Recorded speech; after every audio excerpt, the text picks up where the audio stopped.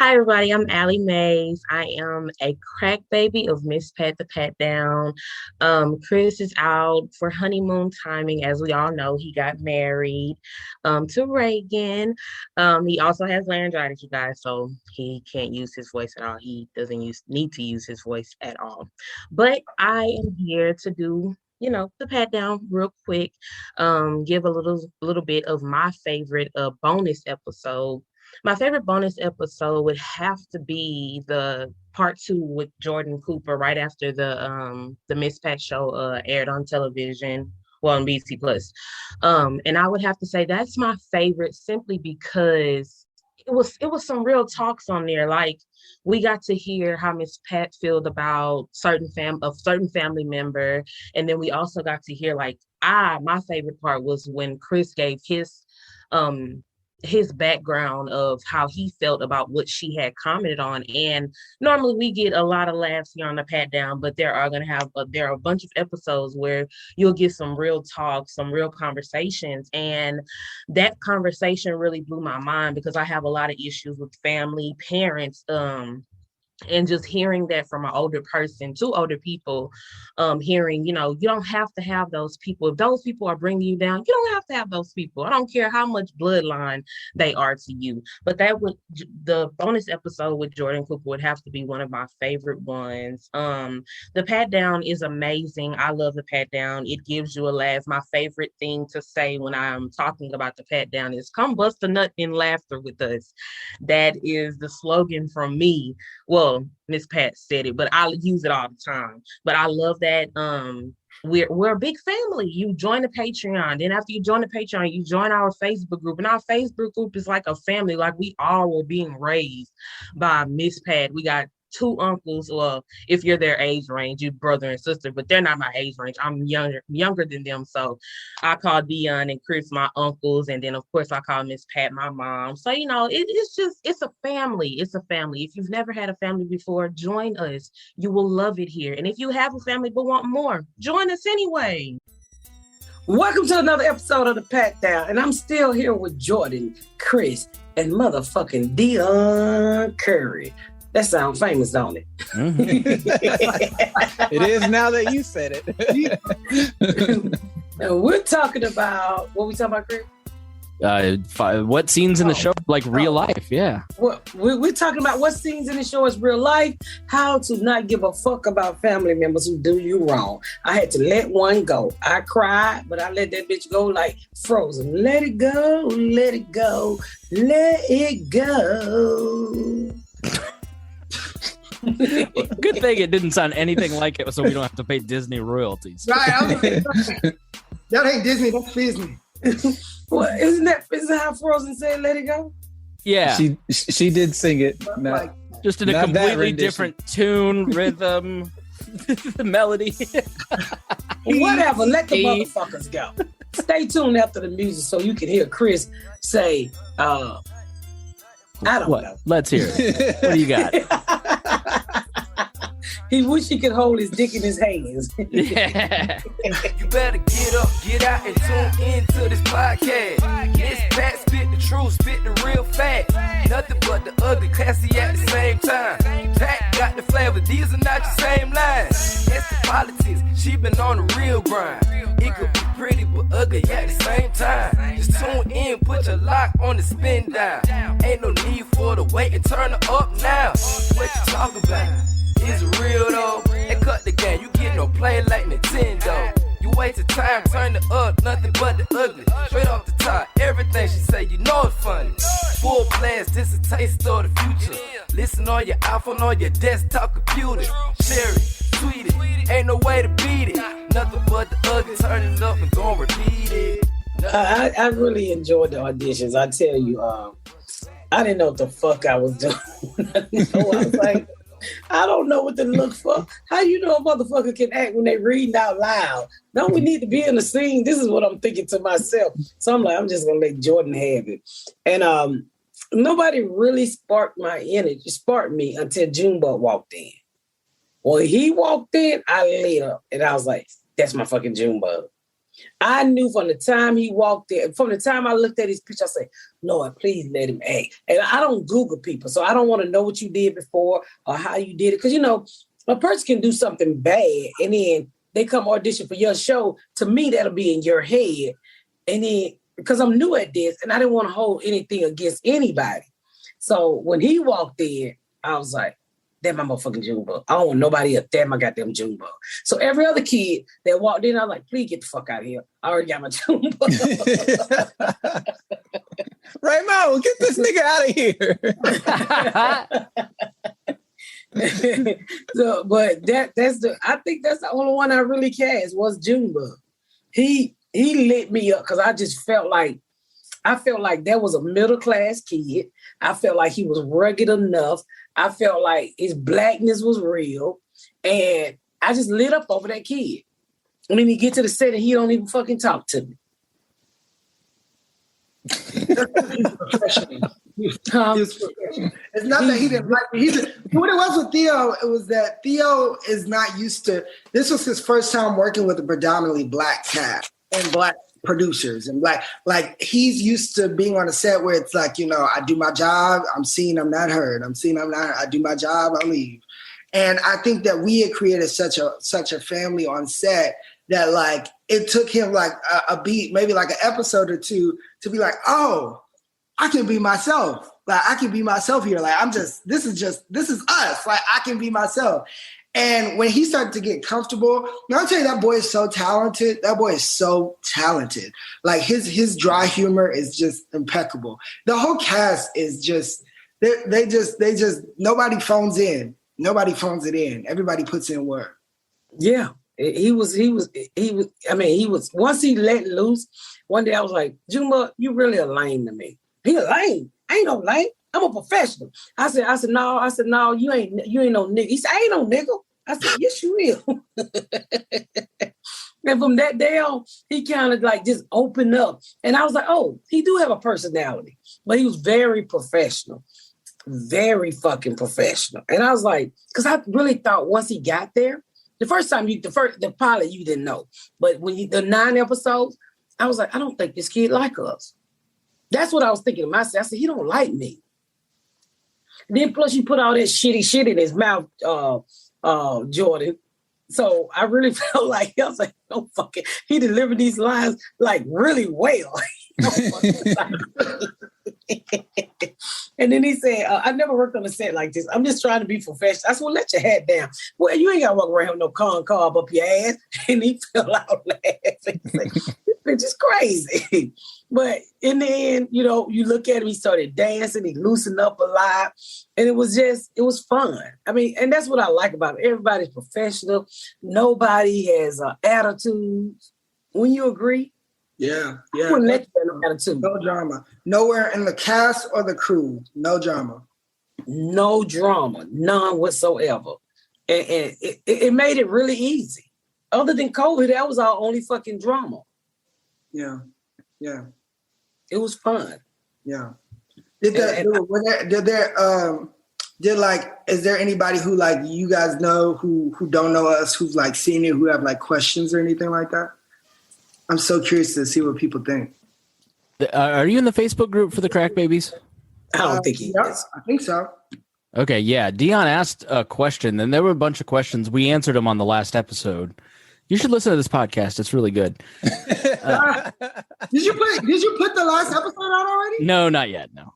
I was about to say. I'm just fucking with you. How much? I wanted to ask you, like, how much of the podcast do you listen to? How much of that factored into you writing the show and stories? Like, was it like a guide for you, or did you just not listen to it at all? No, I didn't really listen to it that much. I probably have heard like 10 episodes. Probably 10 episodes because we had already shot the pilot before she started the podcast, or had done the pilot before she started the podcast. So I had only listened to like a few, and I was like, I thought, first of all, I thought that she was a genius for wanting to start it, because I was like, you damn right. Like, you don't depend on these white folks for your money. Like, start your own, do your thing. And so every episode that I would listen to, I would just like fall out laughing at how simple, like it was just start from like a simple kernel, and then the four of y'all together or the three of y'all together, it's just You like count me twice. Garyana was there. Yeah, Garyana was. No, Yeah. I'm talking about when Garyana was on there. You know what I mean? Like y'all just had this like natural kind of back and forth that just created comedy gold. And I can't wait for people to find out more about the podcast even after this. Is like pulled stories out of her. Like I think from like I had a conversation with Miss Pat before we started this, and I don't know if I mentioned on the last episode or not, but like Miss Pat, you were very sweet to me on Whitney's podcast, just talking about how much I've grown. But like if you go back to that conversation you and I had 2 years ago at Bob and Tom, we had just shot like some test thing for an acting thing, and you were just talking about the show, and I don't know if it's going to go anywhere, and I'm not sure if I can do this. Like you really had a lot of self-doubt, but I think between the podcast, the book, the TV show, like from where you're at now versus that first conversation almost 3 years ago, actually, like it's amazing how much these three things have pulled out of you, and then it's like pulled those stories out of you and then refined you and like made your backbone like steel. You know what I mean? Like, I don't know how much of these three projects of being mined by other people for stories, how much has that like changed you over the last 3 years? Just the rejection. I think I've always been pretty strong, but I think a lot of the rejection from new people in my life, which was Hollywood, really fired me the fuck up. I mean, there was days I went home and threw shit down. I'm like, these motherfuckers don't get it. You know what I'm saying? And, you know, you just back and forth with Hollywood. And, you know, first of all, I never let anybody have that much control in my life once I broke away from my mom and my baby daddy. I've always had control in my life, and I don't like to beg. So when you go to Hollywood, you got to beg, you got to wait, and somebody else is controlling your life. So that shit made me strong. And I was like, well, I don't know if this TV shit going to work. And Rogan was started saying, get a podcast. So I just went and started a podcast. I said, I'll build my own little empire while they're waiting to make up their fucking minds. And then I just started waking up in the middle of the night by my bed at the house, and I would write down ideas for different things. I was like, hey, Jordan, what you think about this? What you think about this? So in my mind, I started to leave the Miss Pat show behind because I didn't really know if it was going. We didn't know what it was going to do, right, Jordan? Yeah. Jordan had started to move on to other things. It was just a waiting game. So, I mean, that's why, I mean, I think that's made me stronger with the whole Hollywood shit. If you bullshitting me, I was like, hey, I tell my team, I said, don't sugarcoat a no to me. Don't lie to me. If they say we don't like Miss Pat because she too fat, call and tell me that. It is up to me to lose weight if I want to work with them. Well, you've talked about the book. Like, how many? Like the book did that set the stage for a lot of this stuff? Because I think you've said in the past that like you hadn't told a lot of the stories in the book to anybody until. Is it Jeannie Ann or Janine? Well, Janine opened up a lot of that stuff in me. Yeah. And there's still a lot of stuff I want to tell. And then there's a lot of stuff that I'm beginning to remember. I learned this when you've been hurt, tragic shit happened in your life, your brain is programmed to lock shit away to protect you to live in your daily life. But as I started to heal, my brain started to open up to new stories. And I'm like, the fuck? Is this real?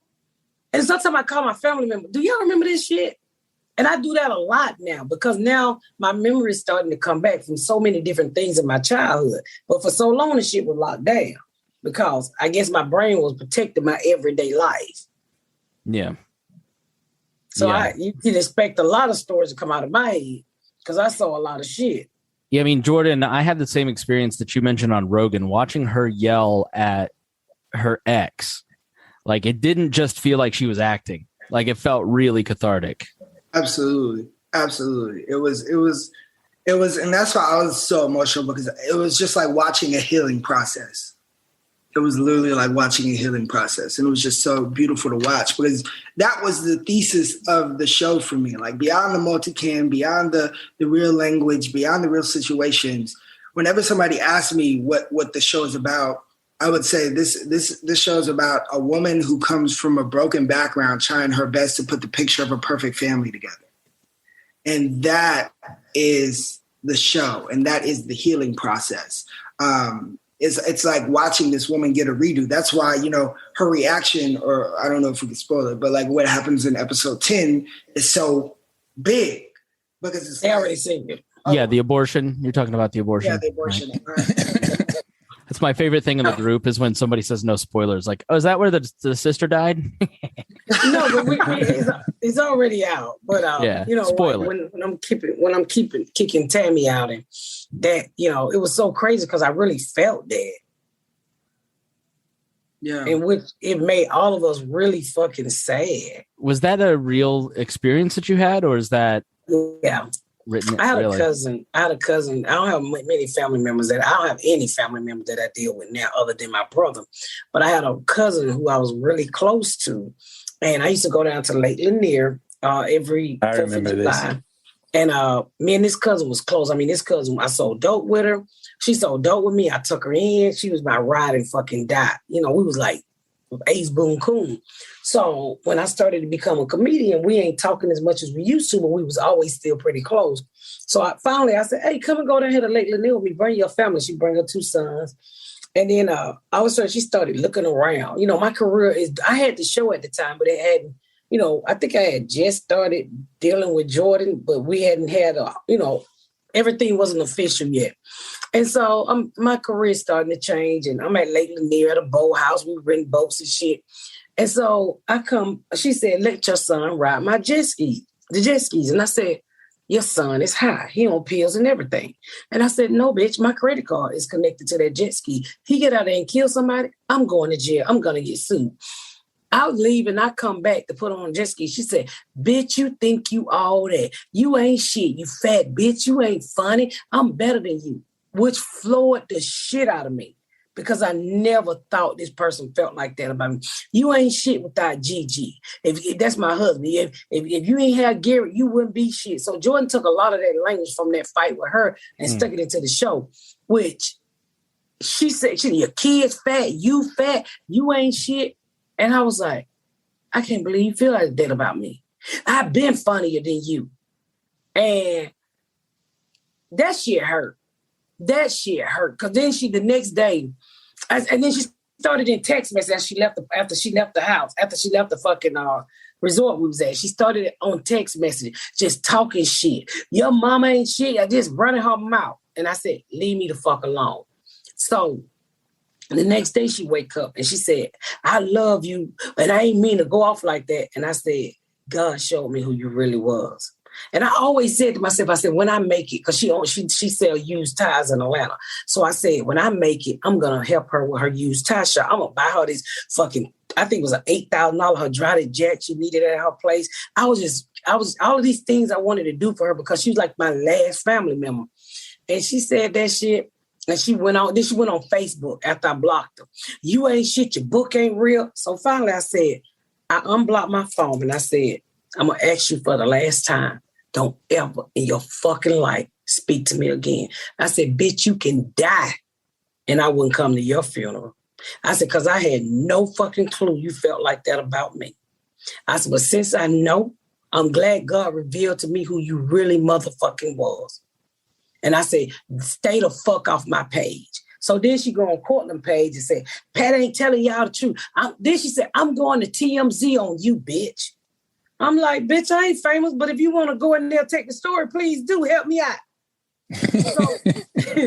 Like, what would she say? Oh, she was a drug dealer. She shot what secrets do you have? She said, all of my stories I tell on stage ain't true. My mom was a good person. I said, how? When I got pregnant by a married man at 13. You know what I'm saying? So I'm arguing with her and I said, all I ask you to do is leave me the fuck alone. The caterpillars in the South are aggressive. And so I have not spoken to that cousin probably 5 years. About 5 years, and dear. Yeah. I have not spoken to her. And I will, she can die, y'all. And I won't go to her funeral. Because the way she hurt me that day, you don't get to hurt me one time, I'm old. I will never go back. It was sad because we were down there for, I think we were doing the Laughing. I think it was the first time I went to Atlanta with you to do the Laughing Skull, and we went by her tire shop, and I met her, and she was fun. She was cool. I could tell how close y'all were, and I remember the day that you that happened, and you called me, and I could just tell something was off, and then you started talking about, you know, how she hurt you, and I had never seen anybody hurt you like that. I had heard stories about you being hurt, but I had never seen anybody hurt you that way. And I remember just being on the phone with you going, she's really like hurt by this. And I wasn't there. I don't know what happened, but for you to say you can't ride the jet skis because of financial liability. And, you know, that to me, that wouldn't be something that's saying that you're better than me. You know what I mean? No, well, she went on to say, how much you paid for this? Because I rented a house there, you know, on Lake Lanier. They got all these cabins. So I rented a cabin. And so I knew something was wrong because she started questioning, how much this cabin cost? Oh, like $25,000, $3,000 for a weekend, you know. And then when she was asking me questions and stuff, and I was like, hey, I put this shit on there. Well, you paid this shit for a year. That's what I do with all my trips. And she went off on me. And I was like, fuck, that's the last family member. Do I take this shit? Because I don't fuck with nobody else but her. She's the only person I fucks with. And I said, nope. You know, I said, God has revealed who you are. And I will take his motherfucking reveal. And I'm going to be smart. You out, bitch. I will say, as a writer, I like just thinking about how human beings work. I can see how she jumped from that to that. Because to her, if, like Pat was saying, if her child was doing whatever on drugs or whatever that was, and she's around Pat, who she grew up with or who she's been around all her life, and all of a sudden she's coming into money, and then she's seeing her family, and her family's all put together, and her family's all loving, and her family's all happy. And then I'm like, okay, maybe I'm having this weekend to rekindle this thing with my son. I love my son. I want him to have a good time, but he's still effing up, right? And then all of a sudden somebody comes and confronts you and say, your son can't do this. Your son can't do this. I can see how in her brain that's like, oh, you think you better than me. Like it's a defense mechanism. It's because she doesn't want to be seen. She doesn't want to confront whatever is really happening. So she puts that block up there. And it's like, oh, bitch, you think you better than me. And instead of dealing with the feelings around her son being a fuck up, attack. Well, it was just the fact that the nigga was high on a jet ski and people die at Lake Lanier like crazy. No, right, exactly. But that's Pat's reasoning. But she doesn't hear. It's like Brene Brown talks about how like we all have our different narratives of a moment. We can all be in this moment right now, and we can all tell ourselves different narratives about how we feel about each other and what we think about each other. And it's like for Pat, it was just the surface. Nah, bitch, if something happened, like you ain't about to get me in trouble. But for her, it's like, oh, you noticed that my child is this. So therefore, he was in a chair like that. Right. I'm a little nigga like that, drive my motherfucking jet ski. I'm like, he over there high, he sleep right now, girl. What are you talking about? But so her baby daddy hit me up on Instagram, and he said, yeah, she told me she don't fuck with you. I said, fine. I'm good. I'm good. You can say whatever you want to say about me. One thing I know is I learned this in life, guys. Just because you're born into a family don't mean it's your family. Sometimes you do better by going out and collect people yourselves. Not to say God make any mistakes, because they was born to be together, but them niggas grew up to act like a different motherfucking animal. And all my life is all I ever wanted was a family. I worked too hard to build what I got to let a cousin come in and tear down my shit. When you showed me who you are, hey, I get the fuck on if I don't like it. I've cut too many people's off like that. And I mean, it hurt it. I mean, I actually cried when that bitch said all that shit to me. And I ain't no easy bitch to cry. And I was like, wow, I cannot believe she said that shit to me. I literally, even with a niece that I have that I raised, I brought her out there and she took those kids that I've custody now, told them all them lies, said she slapped me and I didn't feed them when they was little. I'm like, bitch, I didn't cook. We went to McDonald's every day, ho. And you give me shit. Huh? I said, you give me shit. Well, I didn't cook, but even this niece, I had to finally let this niece go. I said, because I've tried so much to let you be a part of the family. I wanted you to be a part of be us to be family. And then you go, every chance you get, you pull your sister, these are her sister kids, to the side and say all of this. I said, girl, why you say this stuff about me? I've never done that shit to you. I was there for you and your own mama one day. I was a bitch who woke up and took you to track practice. I was a bitch who went without a hairdo so I can drive you to Orlando so you can run in a Junior Olympics. I'm the one that sacrificed my whole fucking life and my motherfucking relationship and marriage when he asked me not to, and brought you and your 4 sisters in my house so we can be a family, because I didn't want you guys to experience what I experienced. Now I'm the bad person because your mama ain't shit, so I blocked them. Yeah, it's growth. Like if you are from chaos and you don't want to live in chaos anymore, there comes a point where you have to block those chaotic people because they're not growing. They're not changing. You have to protect your peace. You know, there comes a point where you just have to say, you know, I love this person. This person's a parent. This person's a brother. This person's a cousin, whatever. But I've got to keep you at arm's length or not talk to you at all because you aren't respecting my boundaries. Like, it makes total sense. It's tough, but you've got to do it to not be a chaotic person anymore.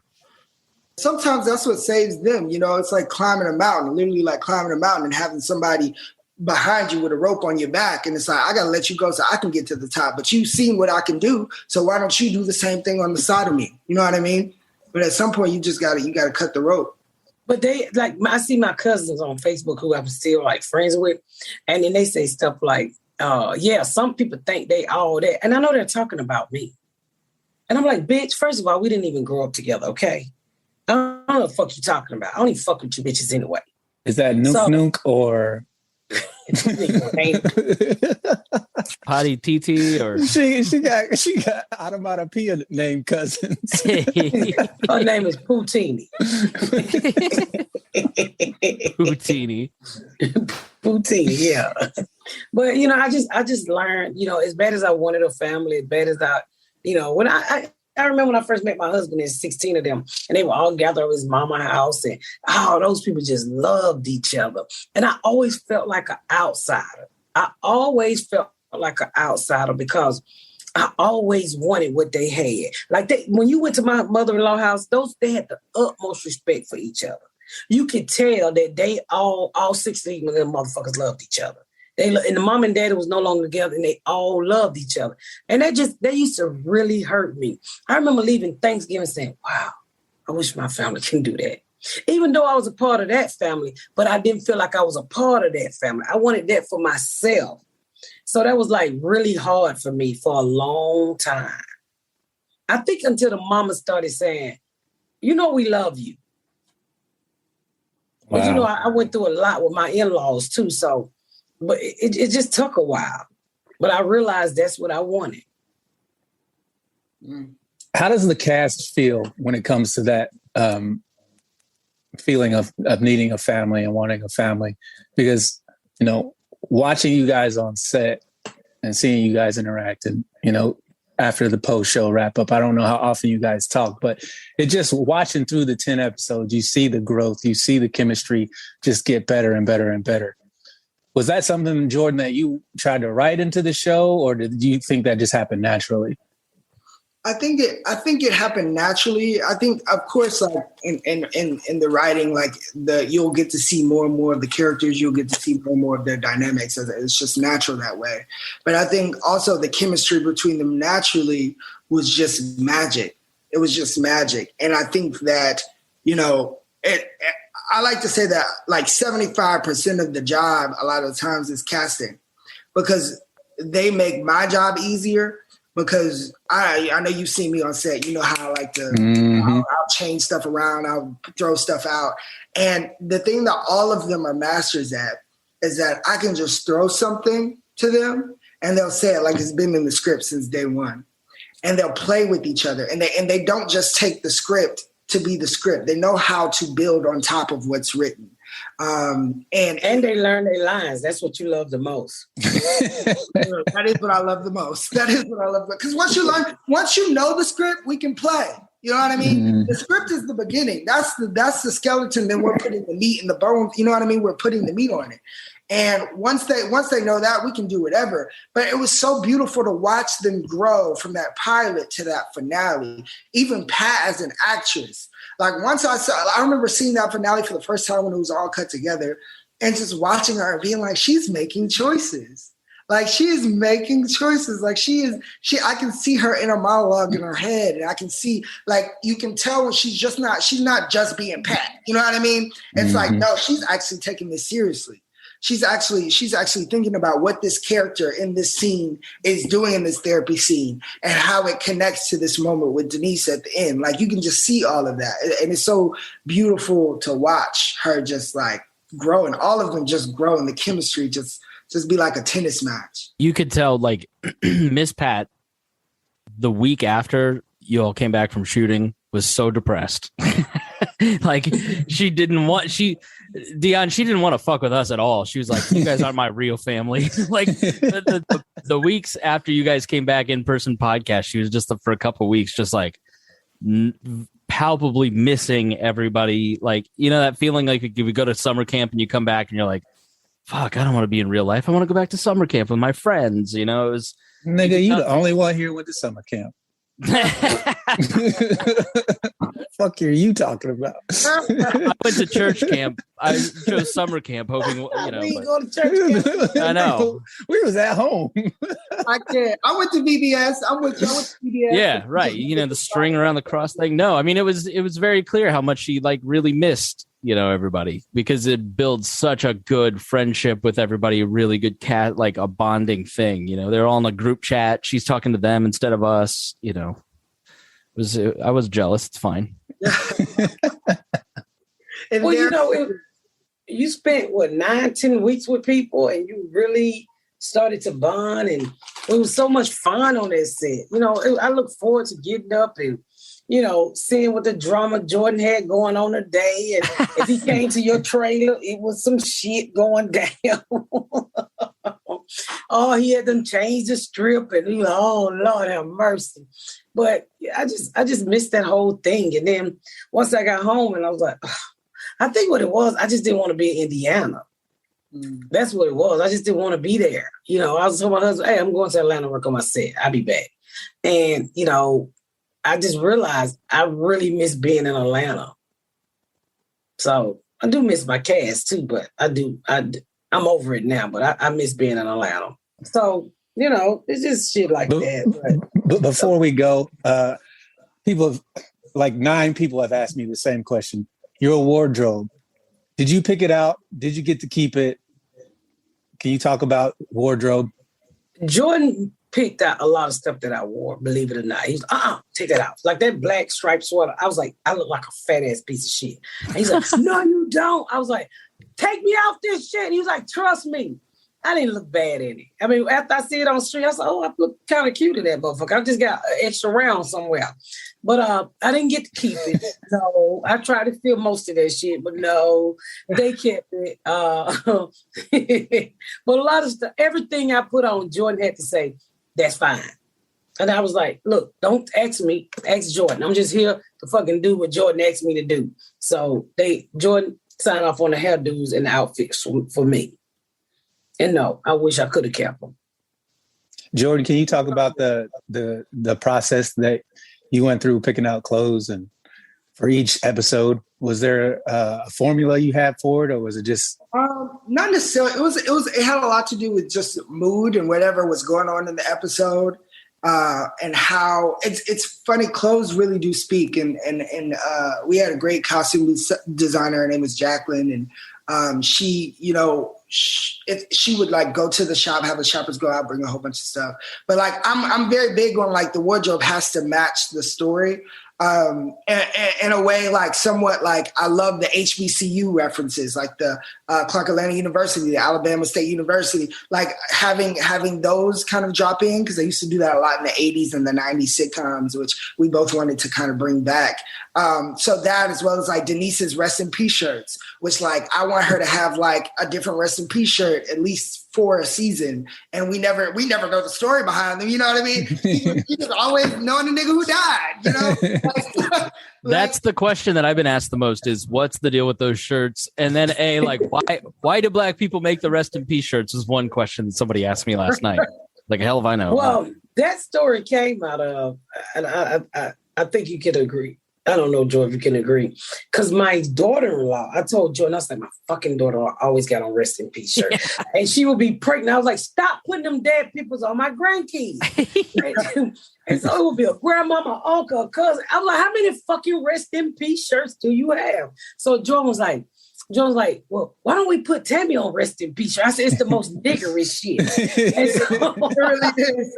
It really is. He came up with, rest in peace, Momo. Keep your head up. I was like, how would that nigga keep their head up? Somebody said, well, did anybody notice Tammy rest in peace? I don't keep your head up if you're dead. I fucking holler. But it was like a little piece of drop-in comedy that I wasn't even telling them for comedy. I was like, I'm just sick of these fucking rest in peace shirt. And he came up with that whole little thing and said, oh, how funny would it be? We don't ever address it, but we just drop them on Tammy.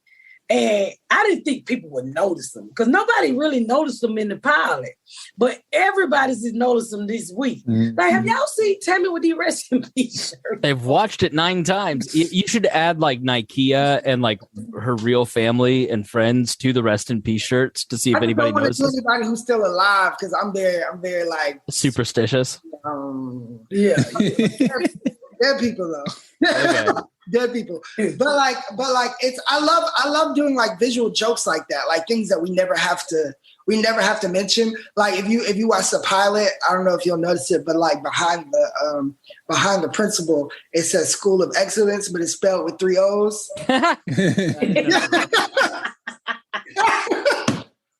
Like it's like little bitty gag shit. I just like playing with people like that. So if you catch it, you catch it. If you don't, you don't. Or like for instance, like with Tommy Davidson's episode when he's flying off and you hear him say "Trudy." It's a nod to the Proud family because that was his character Oscar Proud, and that was his catchphrase. "Trudy," calling his wife. So like, I just love putting little nuggets in there. Yeah.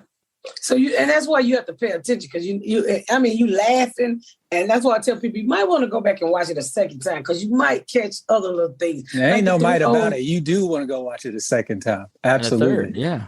And you will catch little nuggets or like where the fuck that come from? You know, people like I watched it for the second time, and that's when I noticed her shirt. Yeah. Because I was wondering, is anybody ever gonna notice these fucking rest in peace shirts she got on? Yeah. And then somebody was like, oh, give a shout out to the HBCUs. I'm like, oh, they noticed that we put the HBCUs, which is Black colleges, Chris, on the daddy. Do it, Chris. Do it. I didn't learn that when I got rejected from Spelman. I understand. It's fine. Of course you got rejected. You're a man. Let me. It's an all-girl school, nigga. I know. I was very confused at the time. Did you think that lesbian look was going to fool the black women at Spelman? I was just trying to fill diversity quotas. Not with a dick. You got a white dick. Hello, my name is Sharon. Now you sound like white chicks. So y'all guys keep watching. Hopefully we get a second season. We have not gotten a second season yet. Our fingers and toes and vagina lips are crossed. Dicks too. It's 3 dicks on this thing. So I don't think your vagina lips are supposed to cross. Or swell or smell like that. I don't know. Or look like lobsters. Right. And why can't they look like lobsters? Because they grab at you. It's not, they are claws. Little shop of horrors down there. Sometimes you got to take the dick into your own hand.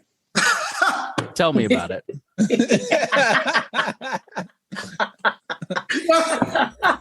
And with that, we're going to get the fuck out of here. We know Chris jack his dick, y'all. Thank y'all so much for tuning in to another episode of The Pat Down. Make sure you check out my website at misspatcomedy.com for all of my social media, my tour dates, my book. Make sure you spread the word about my podcast. Please rate and review. Please rate and review and share. Thank y'all so much, y'all. I've been Miss Pat.